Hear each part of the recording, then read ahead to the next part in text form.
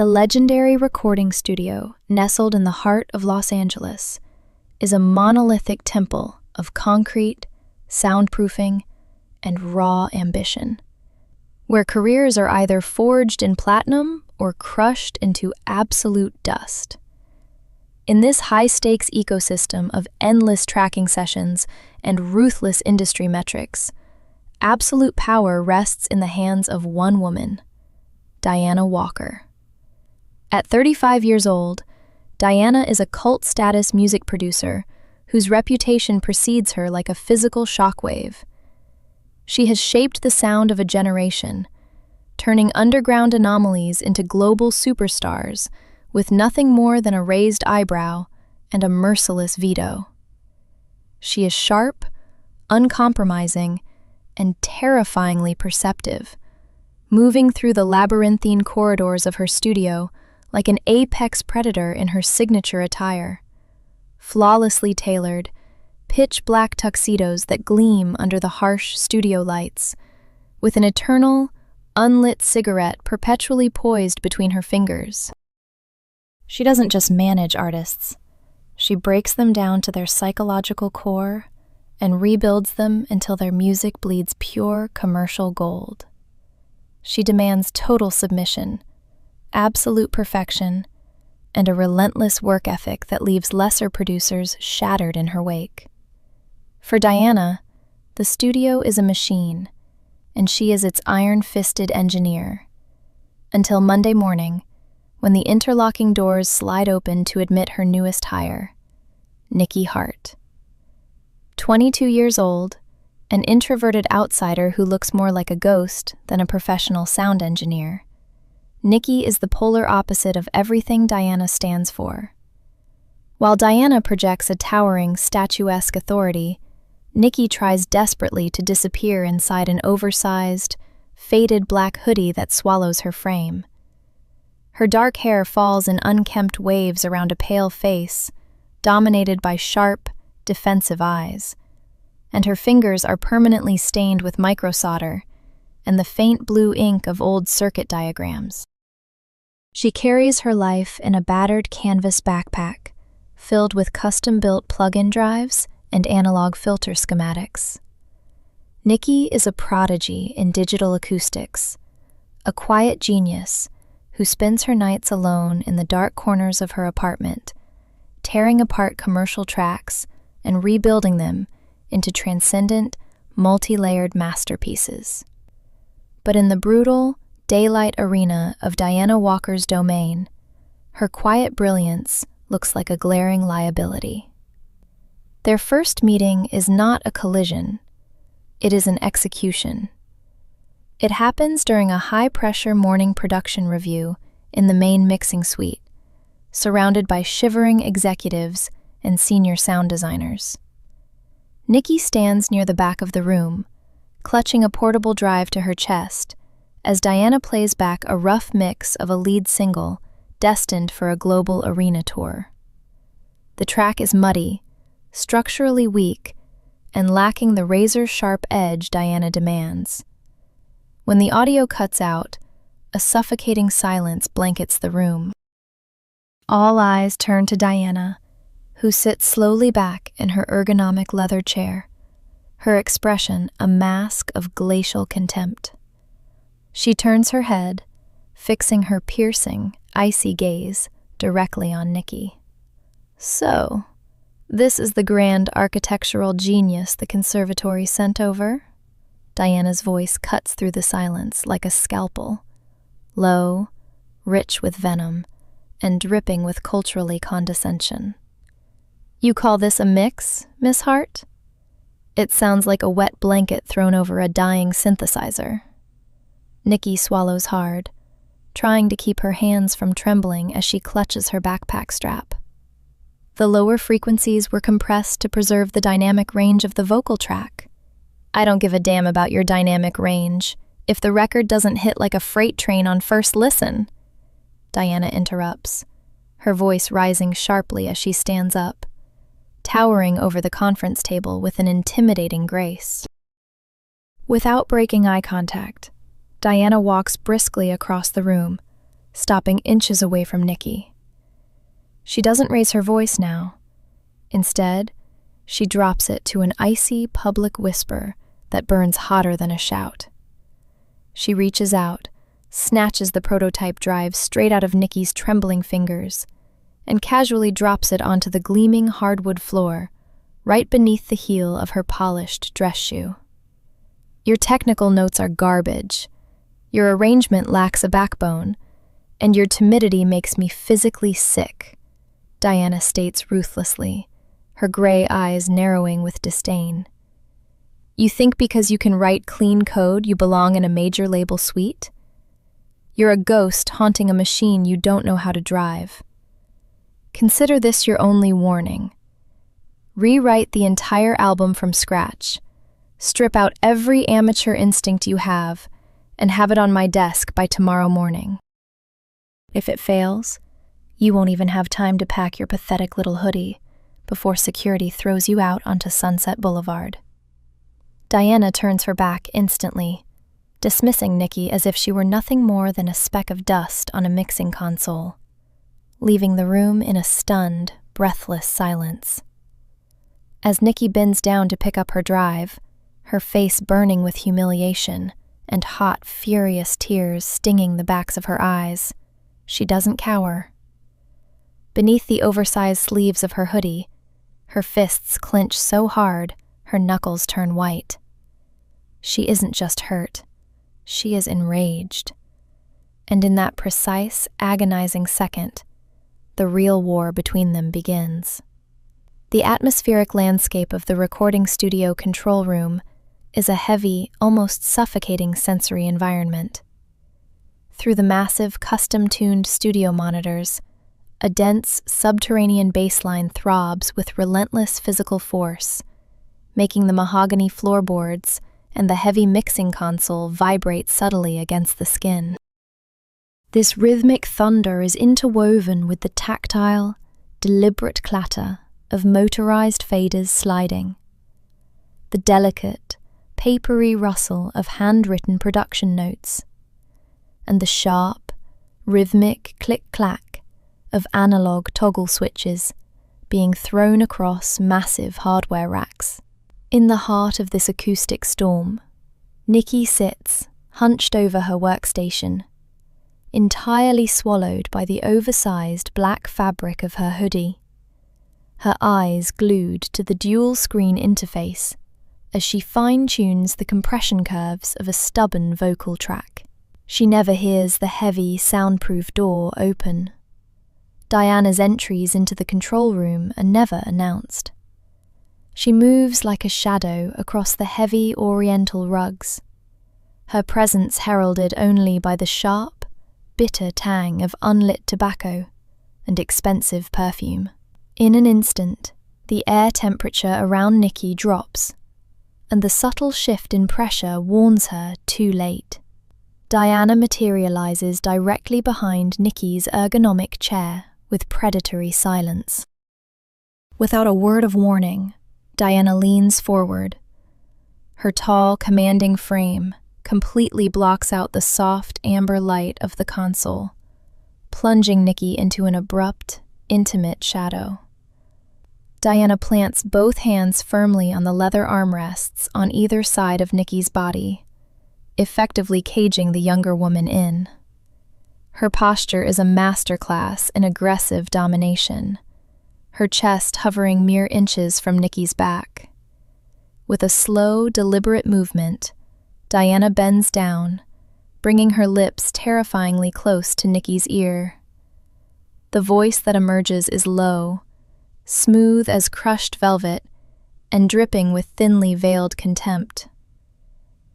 This track sounds like the panicked whimpering of a 5-year-old lost in a supermarket, Nikki, Diana whispers, her warm breath ghosting across the sensitive skin of Nikki's neck, sending a violent, involuntary shiver racing down the girl's spine. The high end is muddy, the transient response is flat, and there is zero emotional core. If by dawn this mix doesn't have the density and the bite I demand, you won't just lose your badge. You'll be packing your pathetic little canvas bag and catching the first bus out of Los Angeles faster than you can blink.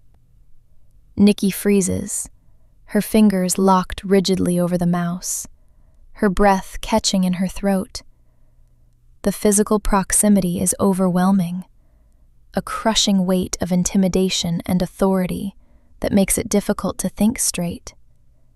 Sensing the girl's paralysis, Diana's free hand snakes upward with sudden, unyielding authority.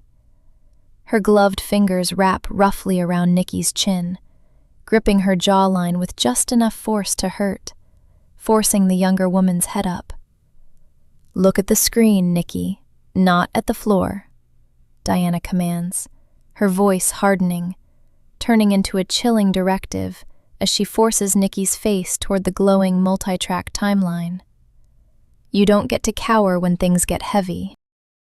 If you want to play in my house, you look the failure dead in the eye until you fix it." For a terrifying second, Nikki's body trembles under the harsh grip, but beneath the oversized sleeves of her hoodie, her fingers curl into tight, white-knuckled fists. Slowly, deliberately, Nikki forces her eyes upward, locking her defiant gaze onto the reflection of Diana's cold, gray eyes in the monitor glass. There is no fear in Nikki's expression now, only a burning, reckless fury that flashes like a live wire in the dark. Diana feels the resistance instantly. Her fingers linger for a heartbeat longer against Nikki's skin, feeling the fierce, rapid pulse hammering beneath the jawline.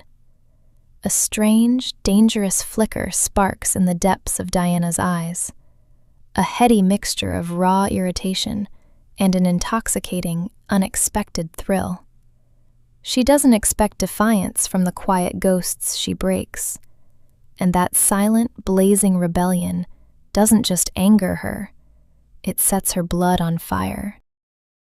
The clock on the studio wall ticks past 3 in the morning, plunging the sprawling Los Angeles complex into a heavy, sepulchral silence. The daytime chaos of managers, executives, and pop stars has long since faded, leaving behind the low, ambient hum of analog hardware and the gentle, rhythmic blinking of thousands of tiny LED indicators across the massive Neve mixing console. Inside the primary control room, the space is illuminated only by the cool, pale glow of dual widescreen monitors reflecting off the glass panels.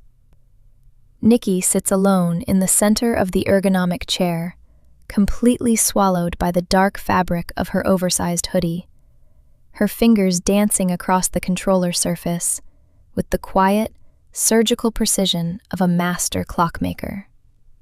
She is working on the track Diana ruthlessly shredded during yesterday's production meeting, the one declared a total commercial failure. She doesn't just patch the mix, she rebuilds its emotional architecture from the ground up, weaving delicate layers of sub-bass, inverted vocal harmonies, and haunting, melancholic piano chords that bleed raw vulnerability. She is so deeply lost in the audio timeline that she doesn't hear the heavy double doors of the control room unlatch. A soft, metallic click echoes through the quiet. Nikki freezes, her hands hovering over the faders, as a familiar, intoxicating scent cuts through the air. Expensive tobacco, cold rain, and raw skin. Standing in the doorway is Diana Walker, stripped entirely of her armored public persona. Gone is the immaculate, tailored black tuxedo and the rigid posture of the untouchable industry titan. She wears a rumpled, charcoal silk shirt with the top 3 buttons casually undone, revealing the hollow of her throat. Her dark hair falls in loose, unstyled waves around her face, and without her heavy stage makeup, the deep, exhaustion-etched shadows beneath her striking gray eyes are painfully visible. She looks human. She looks tired. And she looks dangerously fragile. Without a word, Diana closes the door with a quiet hiss of pneumatic seals. She walks slowly across the deep pile carpet, her bare feet making no sound, and sinks into the black leather sofa directly behind Nikki's workstation.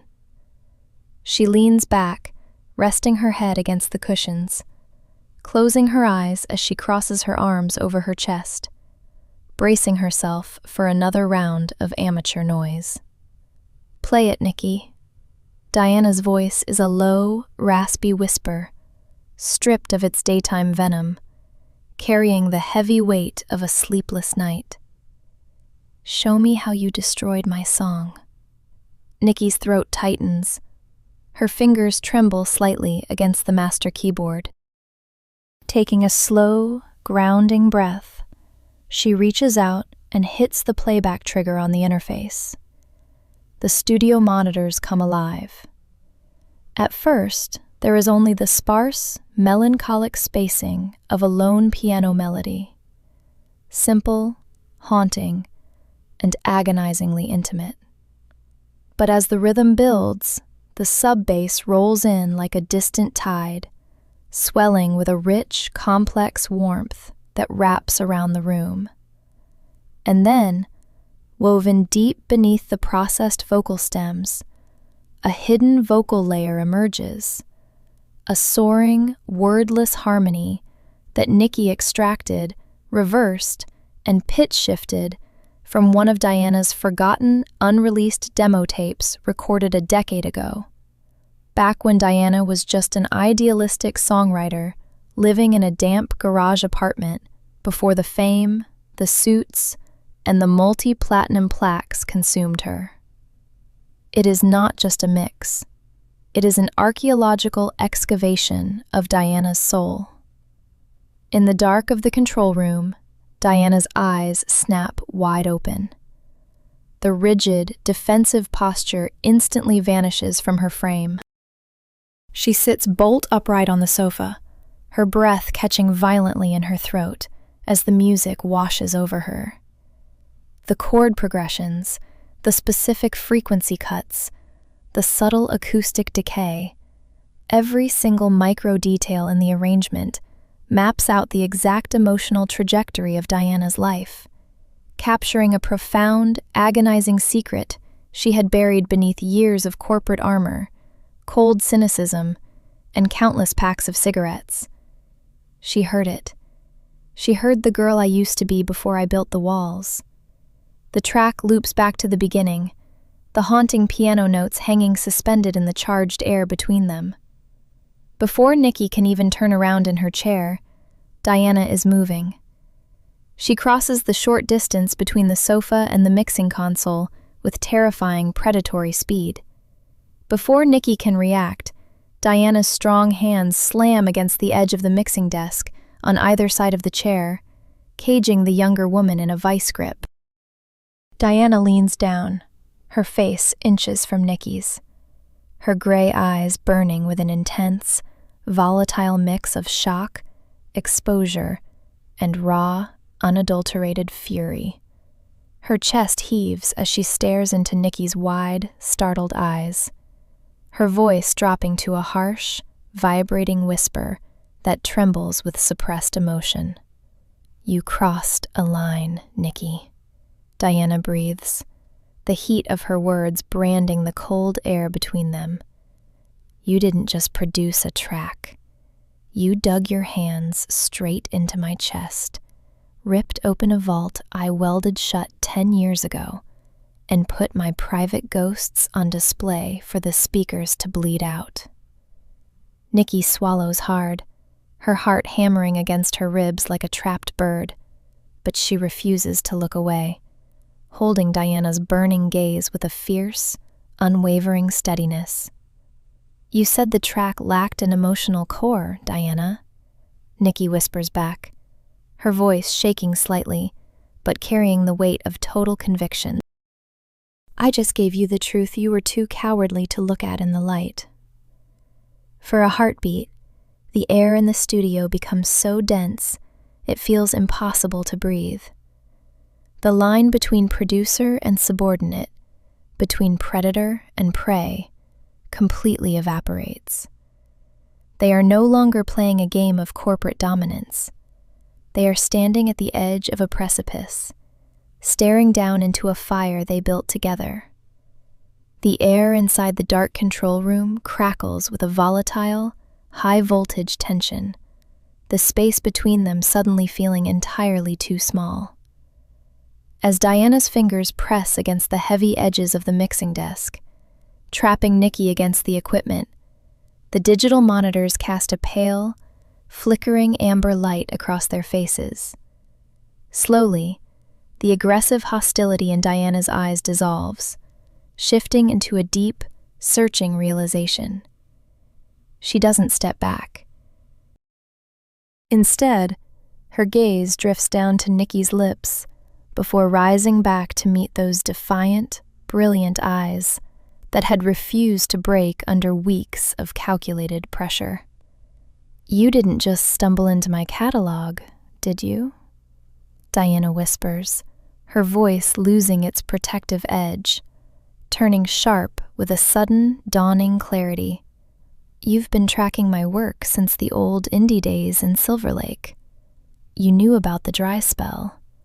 You knew why I stopped writing melodies myself." Nikki doesn't cower, though her heart is hammering a wild, deafening rhythm against her ribs.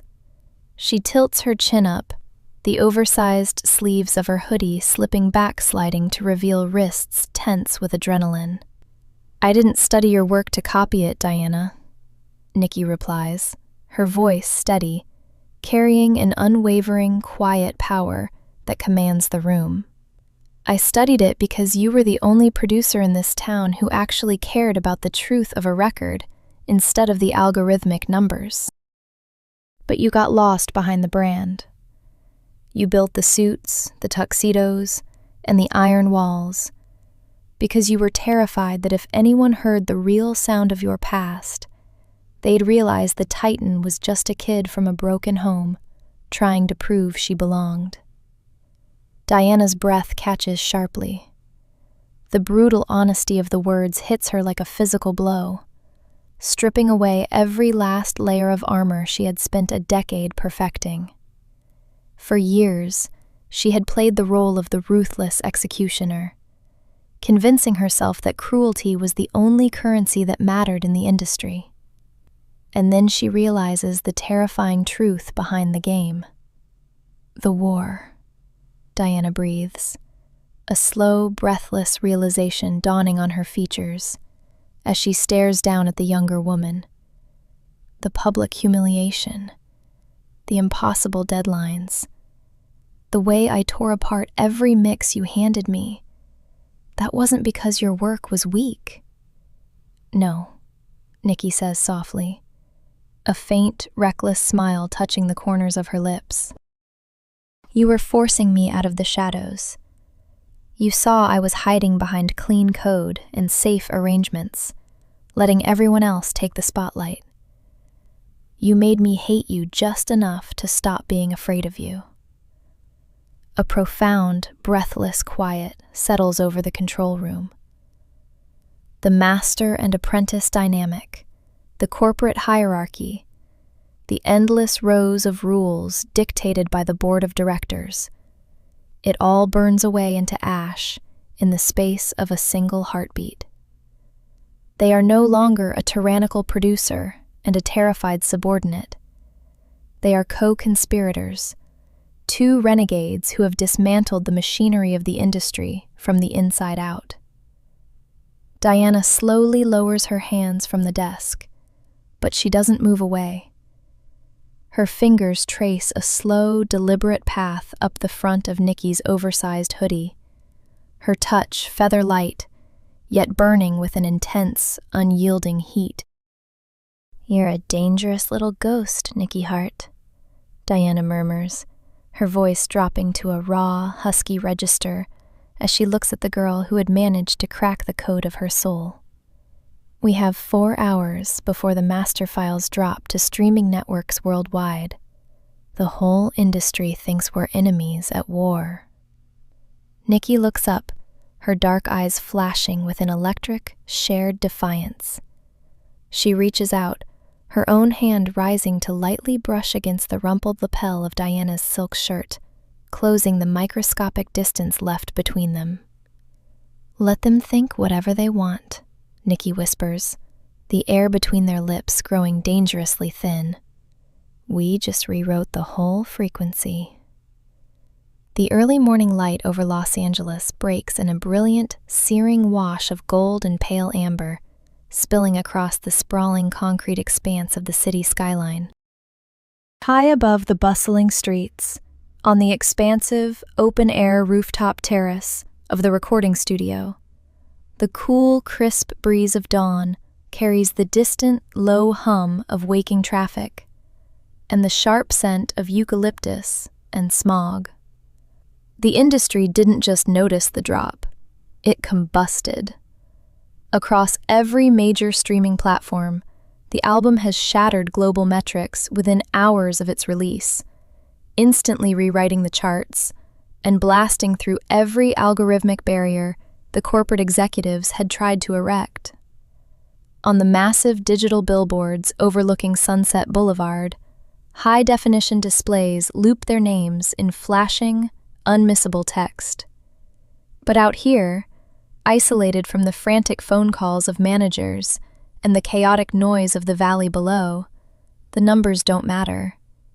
They have already won. Nikki stands near the edge of the parapet, her hands buried deep inside the cavernous front pocket of her faded black hoodie, her dark hair catching the gentle morning wind. She stares out at the awakening horizon, the weight of a dozen sleepless nights and years of hidden anonymity finally lifting from her shoulders. Footsteps echo softly against the concrete as Diana walks out onto the open roof. She looks different, entirely stripped of the untouchable, armor-plated persona that ruled the studios downstairs. The rigid, pristine black tuxedo jacket that served as her shield for a decade is gone, casually discarded over a nearby iron chair. She wears only a clean white silk shirt, the sleeves rolled up to her elbows, revealing the taut, elegant lines of her arms. Her gray eyes, catching the pure brilliance of the morning sun, hold none of the cold, razor-sharp cynicism of the past. Instead, they glow with an intense, unguarded warmth. Diana stops a few paces away, her gaze lingering on Nikki's profile. For the first time since they met, there are no monitors between them, no mixing desks to hide behind, and no rules to dictate who is the master and who is the student. "They're calling it a generational shift," Diana says, her voice smooth and rich, cutting softly through the morning air. Every executive downstairs is panicking because they can't figure out how we broke the formula. Nikki turns her head, a rare, brilliant smile breaking across her face as she looks up at the producer. "Let them panic. We didn't break their formula. We burned it down." Diana lets out a low, breathy laugh, a genuine, uninhibited sound that she hasn't allowed herself in years. She closes the remaining distance between them in a few deliberate steps, her gaze locking onto Nikki's with an absolute, searing intensity. With a slow, purposeful movement, Diana reaches out. Her fingers catch the edge of Nikki's oversized hoodie, sliding past the thick fabric to find her waist, pulling the younger woman firmly and effortlessly against her body. Nikki's breath catches, her hands coming up to rest naturally against the chest of Diana's white shirt, feeling the rapid, powerful rhythm of a heart beating in sync with her own. There is no hesitation left, no fear of exposure, and no corporate boundaries to hold them back. Diana tilts her chin up, her gray eyes softening completely as she looks down into the face of the girl who had dared to read between her notes and shatter her walls. When their lips finally meet, the kiss is an absolute reclamation. It is deep, unhurried, and profoundly passionate, a fierce, burning collision of two souls who had fought a war against the entire industry and emerged victorious. It tastes of the crisp morning air, of adrenaline, and of the raw, unscripted freedom of a new dawn. Around them, Los Angeles wakes up to a changing world. But on this rooftop, suspended between the concrete and the sky, time stops entirely. They are no longer a ruthless producer and an overlooked prodigy. They are an unbreakable, flawless duet, burning bright against the rising sun.